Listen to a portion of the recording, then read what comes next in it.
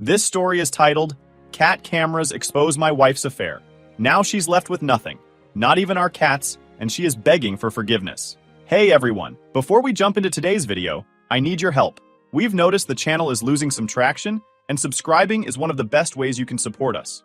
It's quick, free, and it helps us keep bringing you awesome content. Your support means the world. Let's keep this channel growing together. Thanks so much. Now let's start the video. They say ignorance is bliss, but my wife made one mistake. She underestimated just how clueless I wasn't. Okay Reddit, to begin, I'm Dave, 39 male, and up until recently I thought I was living the life most people dream of. A decent job, a cozy home, and a wife I thought I could trust. Samantha, 40 female, had always been this whirlwind of confidence and charm. We met back at a 4th of July BBQ in 2018, hosted by some mutual friends, and have been married for 3 years now. Fast forward to today, and I'm in Japan for a 2-week work trip. I manage logistics for a global company, so international travel is part of the gig. I've always been the kind of guy who works hard and plays by the rules. I put in the hours because I want to give Sam the kind of life I never had growing up. A nice house, stability, and security. Sam always seemed supportive of my work. Whenever I'd get an assignment overseas, she'd flash that bright smile and say things like, "I'm so proud of you, babe. Go make that money, and I'll take care of things here." Sometimes I'd feel a twinge of guilt for leaving her behind so often, but she never made a big deal about it. Now I see it for what it was. She wasn't supporting me. She was making room for her little secret life. This particular Tuesday, I was sitting in my hotel room after a long day of meetings. I was dead on my feet, my laptop humming in the background as I scrolled absent-mindedly through my phone. I'd already texted Sam earlier, the usual quick, "Hey, how's everything back home?" She replied with her typical upbeat tone. "Everything's fine here. Cats are being spoiled, of course. Don't overwork yourself. Miss you." I didn't think much of it. I figured she was doing her usual thing, working from home, binging a show on Netflix, and fussing over our 2 cats, Jasper and Luna. That's what life looked like when I was gone, or so I thought. As I scrolled through my notifications, one caught my eye. Camera connection interrupted. Living room. My heart did a little flip. We had a simple camera set up in the house for Jasper and Luna. I'm a bit of a worrier when it comes to those cats. They're like my kids. The cameras automatically notify me if there's motion or if someone messes with the connection. Usually this only happens if there's a power outage or the Wi-Fi glitches. But this was different. The notification said, "Connection interrupted," which meant someone had manually turned off the feed. I frowned, sitting up straighter. Why would the cameras be turned off? Sam never bothered with them. She'd always teased me about being overprotective of the cats. I figured maybe it was some glitch, but my gut told me something else. I reopened the app and hit reconnect. What Sam didn't know was that I had full remote access. If someone tampered with the cameras, I could reconnect them in seconds. The app took a moment to load, but then the feed popped up, crystal clear. My eyes locked on the screen, and my breath caught. There was Sam, sitting on our couch, the same couch we'd picked out together, next to a guy I'd never seen before. At first, I tried to rationalize it. Maybe it was a friend, a coworker stopping by, but then I noticed the way they were sitting. Absolutely not how friends normally sit together. Then it happened. They started getting more intimate. My brain froze. My stomach dropped like a rock. I couldn't process what I was seeing. This wasn't just some innocent visit. This was cheating. Full-on, deliberate cheating. I sat there in stunned silence, watching it unfold in real time. Sam pulled back slightly and smirked at him. That's when I heard her voice, clear as day through the app's audio. "Don't worry, I turned the cameras off earlier. He's in Japan for another week, and he never checks these things anyway." The guy chuckled. "You're sure?" She grinned. "Trust me. He's clueless. Clueless." That single word snapped me out of my fog. My blood went cold, and my heart pounded so hard I could hear it. Sam thought I was clueless. She thought she was clever, turning off the cameras and hiding her tracks. What she didn't realize was that I'd turned them right back on. But I didn't let the rage take over. Sure, I wanted to smash my phone, call her, and scream every profanity I knew, but that wasn't going to help me. I didn't yell. I didn't cry. I didn't call her in a fit of rage. I sat back, hit record on the feed, and saved the entire video. My golden opportunity to ruin her life the right way. It was surreal, watching my wife, the woman I'd trusted, the one I thought was holding down the fort, making out with some stranger on my couch. She had planned this. She had waited for me to leave, pretended to support my work, and then turned my absence into her opportunity. The betrayal stinged, but I pushed it down. There was no room for emotion. Not yet. I wasn't going to play this emotionally. I was going to play it smart. Instead, I started thinking, If she was dumb enough to do this, and confident enough to talk about it openly, what else was she hiding? How long had this been going on? Who was this guy? I sat in my hotel room staring at the recorded video, my fingers trembling slightly as I replayed it one more time.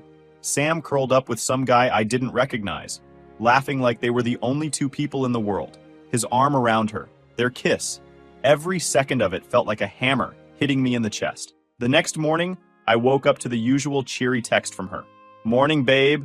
Hope you're not working too hard. Miss you tons." It was almost laughable. The same woman who just made out with another man on my couch now wanted me to believe she was at home missing me. I stared at the message for a minute, debating whether to say something sarcastic like, "Miss me, huh? What about your little guest last night?" But I stopped myself. Instead, I kept it short and sweet. "Morning. Work's busy, but all good. Give Jasper and Luna a hug for me." She replied right away, "Will do. Can't wait for you to come home. Love you." I nearly laughed out loud. Love me? Sure. But her little charade worked to my advantage. She didn't suspect anything. That gave me time to dig deeper. I spent the next few days carefully monitoring the cameras every evening. Like clockwork, Brad, as I later started calling him, would show up. Sam would let him in without hesitation, and the two of them would make themselves at home. Day one, I saw him bring takeout, burgers and fries. They sat on the couch, eating and watching Netflix like a happy little couple. Sam tucked her legs under herself the way she used to when we were first dating. I couldn't stop watching, even though it made me sick. I recorded the entire evening, time-stamping the clips as I saved them to a secure folder. Day two, Brad brought drinks. They sat close, talking and laughing. After dinner, they disappeared into my bedroom. That was harder to watch, but I needed proof. I checked the timestamp and made a note of how long he stayed. Day three, he showed up with a gym bag, which told me this wasn't just a casual fling. He was spending time here regularly, probably staying overnight. It wasn't a one-time mistake. It wasn't a lapse in judgment. This was deliberate. Every day, I downloaded the videos, backed them up to cloud storage, and sent copies to myself via email. I wasn't taking any chances. My lawyer would need irrefutable proof that Sam wasn't just cheating, but making our home the scene of her affair. While monitoring the cameras, I started digging into our finances. Sam and I shared a joint account, though I was usually the one adding funds to it. I logged in and started scrolling through recent transactions. That's when I found them. Charges for Uber Eats deliveries that coincided perfectly with Brad's visits. A dinner for two at a fancy Italian restaurant 2 weeks ago. A charge for a hotel room about a month ago, one I'd never stayed at. It wasn't even subtle. She'd been using our money to fund her little affair.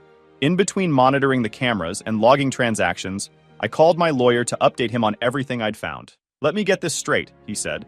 "You have video footage of her with another man in your home? Financial records showing she used joint funds for their expenses? And timestamps proving this has been ongoing?" "Yeah," I replied. "I have everything. Does this help me?" "Oh, Dave, this is as good as it gets.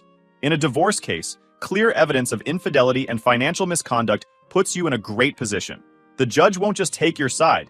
He'll make sure she doesn't walk away with a penny more than she deserves." I felt a small spark of satisfaction. My lawyer told me not to confront her yet. The goal was to let her keep digging her own grave while we lined everything up on my end. Once I got back home, we'd serve her divorce papers with the full weight of evidence to back it up. By the 5th day, I had so much footage and documentation that I felt like a private investigator. Brad's visits had become so predictable it almost felt routine. I knew what time he'd show up, what time he'd leave, and which days he stayed overnight. The worst part was seeing how comfortable Sam looked, unaware of the fact that the cameras are on. She wasn't just fooling around with this guy. She was building something. She let him sit on my couch, drink from my glass, and play with Jasper and Luna like he belonged there. Watching them felt disgusting, but I didn't let it get to me. I kept reminding myself, this is evidence. This is how I win. On one of the final nights before my flight home, Brad actually picked up Jasper and cradled him like a baby. Sam cooed, "See? Jasper loves you. You're a natural." My jaw clenched so hard I thought I'd crack a tooth. Jasper didn't love Brad. Jasper didn't know any better. He was a cat. But seeing another man so comfortable in my house, while Sam smiled and encouraged it, sealed it for me. This wasn't just betrayal. This was disrespect. I felt strangely calm as I packed my bags for the flight home. Sam had no idea what was coming. I wasn't just going to call her out. I was going to destroy the comfortable little world she thought she'd built behind my back. The last text I sent before my flight was perfectly normal. "On my way home. Can't wait to see you and the cats." She replied with a heart emoji and, "Yay! I'll have dinner ready." She still thought I was clueless. Good. That's exactly what I wanted her to think. The flight home felt like the longest one of my life. I wasn't nervous. I was ready.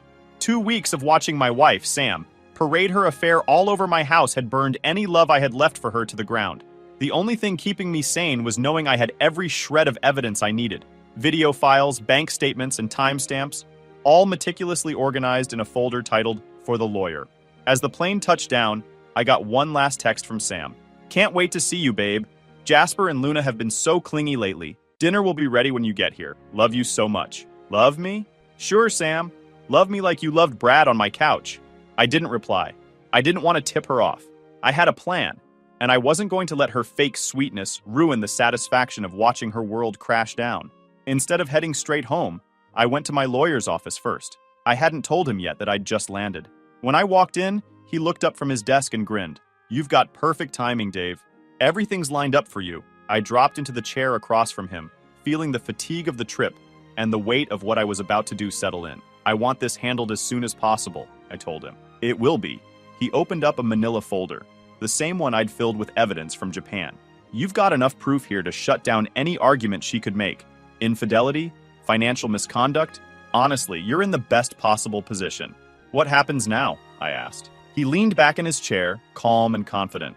"We'll serve her the divorce papers immediately. Given what you've provided, we'll go after the house, the savings, and a no alimony ruling.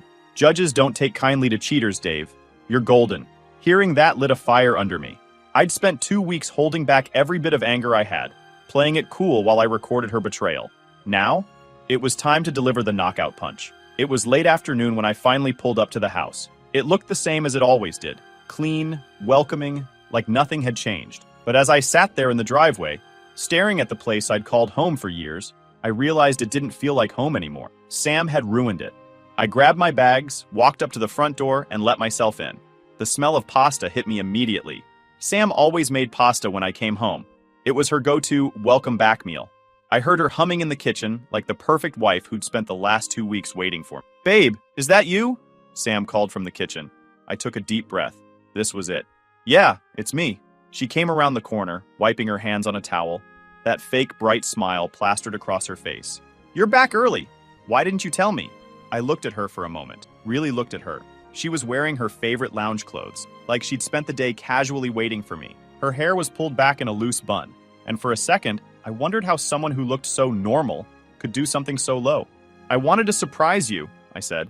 My voice was steady. Her smile faltered just a bit, like she wasn't sure what to make of my tone. "That's sweet. Dinner's almost ready. You must be starving." I ignored her. "How's Brad doing?" She froze. Just for a second, but I saw it. Her smile dropped completely, her face going pale as she stumbled over her words. "What? Who? Brad?" I said again, louder this time. "You know, the guy you've been kissing on my couch while I was in Japan?" Her eyes widened, and she opened her mouth like she was about to deny it. That's when I pulled my phone out of my pocket. I hit play on the first video with her voice crystal clear. The audio filled the room. Her face was priceless. She looked like she'd been smacked in the face with a frying pan. "Where did you... What is this?" she stammered. "I turned the cameras back on, Sam. You thought you were clever, huh? Turning them off, thinking I'd never notice. Well, I did. And I've been watching the whole thing. Every single kiss. Every time he walked through that door." She started crying. Crocodile tears. "Dave, please, I can explain." "Explain what? That you've been screwing some guy in my house while I was working my ass off to give you this life? That you tried to turn off the cameras to cover your tracks? You thought I was stupid, Sam. It was a mistake," she sobbed. "It didn't mean anything. I was lonely. You're always gone and I cut her off. "Don't even try to blame this on me. I didn't cheat." "You did." She dropped to her knees, hands over her face, still sobbing. I watched her for a minute, feeling absolutely nothing. The woman in front of me wasn't the person I thought I married. She wasn't someone I could ever trust again. "I want you out," I said flatly. "Pack your things and leave." She looked up at me, mascara running down her face. "Dave, no, please don't do this. We can fix this. I love you." I almost laughed. "You love me? You sure didn't look like it when Brad was sleeping in my bed." I turned and grabbed my bags, heading for the stairs. "I'll give you until tomorrow. Don't be here when I get back." As I walked away, I heard her whisper, "Oh my God. Oh my God." That night, I stayed at a friend's place. I didn't want to be under the same roof as her for another second. My lawyer already had the paperwork ready, and by the next morning, Sam was served. I didn't wait to see her reaction. I didn't care. I was done. For the first time in weeks, I felt free. By the next morning, the wheels were already in motion. I didn't bother texting or calling Sam after I left. I stayed at my friend Matt's place for the night. Matt didn't press for details. He let me sit on his couch in silence and said, "Whatever it is, man, you're welcome here." I appreciated that because the last thing I needed was someone trying to convince me to talk it out with Sam. That ship had sailed, hit an iceberg, and sunk to the bottom of the ocean. At 8 a.m. sharp, I got a call from my lawyer, Phil. Phil is a shark in the courtroom. He's the kind of lawyer who doesn't just win cases, he obliterates his opponents. "You ready to drop the hammer?" he asked, his voice calm but with that unmistakable edge of excitement. "I've been ready since I saw the first video," I replied. "Good," Phil said. "We're serving her the papers today. I've filed for divorce under grounds of adultery, backed up by the evidence you gave me, videos, timestamps, and the financial records. She's got no room to maneuver here." "Are the videos going to hold up?" I asked. This was something that had been nagging at me. I kept replaying Sam's voice in my head from the first video. I turned the cameras off. I knew her, and I knew she'd try to spin this. Maybe claim I violated her privacy. Phil chuckled. "Dave, you installed those cameras legally. They were in shared spaces, the living room, the kitchen. She knew the cameras existed because she tried to turn them off, and that proves intent to hide what she was doing. Plus, it's your house. You have every right to monitor it. The videos are valid evidence, and no judge is going to ignore clear footage of her cheating. Trust me." I let out a breath I didn't know I was holding. For the first time in weeks, I felt like I was back in control. Phil sent the divorce papers over to the process server, who was going to deliver them to Sam that morning. I couldn't stop picturing the look on her face when she got the papers. Knowing Sam, she'd probably crumble into tears, call me 50 times, and then play the victim to anyone who'd listen. I didn't care. While Phil was handling the legal side, I spent the morning getting all my ducks in a row. I went through our joint accounts one last time and transferred my portion of the savings into a separate account in my name. I wasn't about to let her drain it out of spite. Next, I called the bank to confirm the mortgage was still under my name. Sam never bothered to contribute much financially to the house. Her income mostly went to her fun money spending, which, let's be honest, now included dinner dates with Brad. My lawyer assured me this would work in my favor when it came to the settlement. I'd paid for the house, and I had proof. By noon, I got the confirmation text from Phil. "She's been served." I sat back in my chair, staring at the words. This was it. No turning back now. My phone started ringing an hour later. It was Sam. I ignored it. She called again, and again. Eventually, she switched to texting. "What is this, Dave? Divorce papers? Are you serious? Call me. We can talk about this. Please. I messed up, okay? But we can fix this. I love you. Don't throw us away." The irony wasn't lost on me. I was throwing us away? Really? I didn't reply. I didn't need to. Now she wanted to backpedal because the consequences were real. Too bad. By the time I showed up at the house that evening, Sam was waiting for me. She was sitting on the front steps, her face streaked with mascara, clutching a tissue in one hand like it was going to save her. "Dave," she said when I got out of the car. Her voice was shaky, desperate. "Please talk to me." I didn't respond. I walked past her, unlocked the front door, and stepped inside. She followed me, still sobbing. "Dave, don't do this," she pleaded. "I made a mistake. I was lonely, okay? I wasn't thinking. It didn't mean anything." I turned to face her, feeling nothing but cold indifference. "It didn't mean anything? That's not a mistake, Sam. That's a choice." She opened her mouth to argue, but I held up my hand. "I've already spoken to Phil. You're getting nothing. I've got the videos, the timestamps, the proof of you using our joint account to pay for your little dates. You're lucky I'm not pressing charges for fraud." Her face crumpled, and she fell silent. "This house? It's mine. You're leaving. The judge will see to that." "Where am I supposed to go?" she whispered. I shrugged. "That's not my problem. Maybe Brad can give you a place to stay." Her sobs turned into full-on wailing, but I didn't care. The divorce process itself moved quickly. With the evidence I had, there wasn't much for Sam to fight against. Phil handled it like the pro he is, and when we went to court, he tore through her case like tissue paper. The ruling was everything I'd hoped for. I kept the house. It was in my name, and I had proof I paid for it. I got the savings. Sam's financial misconduct with the joint account worked against her. She got nothing. No alimony, no assets, no sympathy. The judge didn't mince words when addressing her. He made it clear that her actions were deliberate, and there were consequences for them. Sam sat there in court, her head bowed, tears streaming down her face as the ruling was read. For a second, I thought I might feel bad for her. But then I remembered the videos. I remembered her smile when she said, "Trust me, he's clueless." Clueless, huh? Not anymore. I wasn't bitter. Not anymore. Sure, the whole situation had burned a hole through me at first, but the further I got from it, the clearer everything became. Sam wasn't some tragic mistake I made. She was a calculated choice on her end, one she didn't think would catch up to her. But here we were. She'd lost everything because she thought I was too stupid to notice. And now, I am finally free. Update. It's been a month since my divorce was finalized. I thought the chapter was closed, but Sam decided to make one last cameo in my life. Last Thursday, when I was coming home from work, soaked from running through the parking lot because I forgot my umbrella. As I pulled into the driveway, I saw her. She was sitting on the steps outside the front door, her knees tucked up to her chest, staring out at nothing. Her hair was plastered to her face from the rain, and she looked terrible. Like she hadn't slept in weeks. Like the confident, put-together Sam I'd married had been replaced by someone I didn't recognize. For a second, I debated turning the car around and leaving. Let her sit there in the rain. But curiosity got me, so I parked, grabbed my bag, and walked up to her. She didn't notice me until I was almost at the door. "Dave," she whispered, like saying my name hurt. I didn't say anything at first. I just stood there, staring at her. She looked smaller somehow, sitting there soaked to the bone, her eyes swollen and red. I should have felt something. Anger, pity, anything. But I didn't. "What are you doing here, Sam?" I finally asked. My voice was calm, flat. She looked up at me with those big tear-filled eyes, the same ones she used to look at me with when she wanted something. I didn't know where else to go. "Not my problem," I replied, stepping past her to unlock the door. "Please, Dave," she said quickly, scrambling to her feet. "Just let me talk to you. Just for a minute." I turned to face her, already tired of this conversation. "Why? What could you possibly have to say that I'd care about?" She flinched like I'd slapped her. "I'm sorry," she whispered. "I messed up. I know I messed up, and I've spent every day since wishing I could take it back." I stared at her, waiting for her to continue. I wasn't about to make this easy for her. "I was stupid," she said, her voice trembling. "I thought I could get away with it. I thought you'd never find out, and I don't even know why I did it. I was lonely. She trailed off, realizing how weak the excuse sounded. I didn't say anything. "You don't understand how much I regret it," continued, tears streaming down her face. "I've lost everything. The house, the money, you. I screwed up the best thing in my life, and I can't fix it. I don't even know how to live with myself anymore." I looked at her and said, "You thought you could lie to me, cheat on me, and walk away like it was nothing.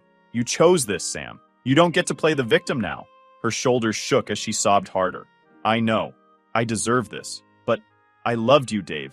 I still love you. I miss you so much." "No, Sam," I said coldly. "You don't get to stand here and rewrite what happened.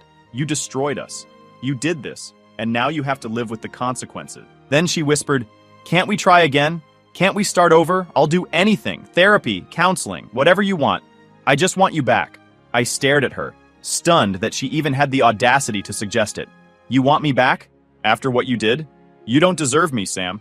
You deserve exactly what you've got now. Nothing." Her eyes widened, and she looked like she might collapse right there on the steps. I didn't care. She wasn't my responsibility anymore. "I want you to leave," I said, my voice sharp. "Don't come back here. Don't text me. Don't call me. Don't try to fix this. We're done. You made sure of that." "Please," she croaked one last time, but I was already unlocking the door. I stepped inside, turning to face her one final time. "Goodbye, Sam." Then I shut the door in her face. Sam thought I'd fall apart without her. She thought I'd take her back when she begged, that I'd crumble at the sight of her tears. But she was wrong. I didn't need her. She made her bed, and now she had to lie in it. Alone. Final update. I didn't think I'd have any more to say about Sam, but life has a funny way of tying up loose ends. After she showed up begging for help the last time, I thought she was out of my life for good. Turns out, I wasn't the only one she tried to manipulate. Word gets around. About a week ago, I got a text from an unknown number. It was Brad. Yes, that Brad. "Hey man, I know you probably hate me, but you should know Sam's been telling people some messed up stuff about you. Thought you'd want to hear it straight from me?" I just stared at the text. I wasn't sure whether to laugh, delete it, or call the guy an idiot. But eventually I replied, "What are you talking about?" Turns out, Sam had been running around bad-mouthing me to anyone who'd listen. Friends, mutuals, and even Brad. She spun some pathetic story about how I was controlling, how I abandoned her emotionally, and how she was forced to cheat because I was such a cold, distant husband. Brad, of course, fell for it at first. until Sam moved in with him after I kicked her out. Yep, she brought her baggage straight to his doorstep, thinking she'd found her next meal ticket. Spoiler, it didn't take long for Brad to figure out the truth. She's nuts, man, Brad wrote. She moved in for a couple weeks, then started pulling the same crap she pulled on you. Lying, sneaking around, maxing out my credit card. I told her to leave, and she flipped out. I couldn't help but grin. Sam really thought she could spin this story, and now she was losing on every front. Brad and I ended up talking for a bit, which is wild considering the circumstances. I don't feel bad for him. He knew what he was getting into when he got involved with a married woman. But I'll give him credit. At least he admitted he was a fool. The cherry on top? He told me Sam is couch surfing, bouncing between friends who can barely tolerate her. Apparently, they've started to cut her off too, because all she does is whine about how unfair life is and how she deserves better. I didn't reply to Brad after that. I'd heard enough. Sam had officially burned every bridge she had. Me? I'm sitting in my house with Jasper and Luna sprawled across my lap and enjoying the quiet. The woman who once called me clueless has officially run out of people to fool. I don't need revenge. Sam's doing a fine job destroying herself.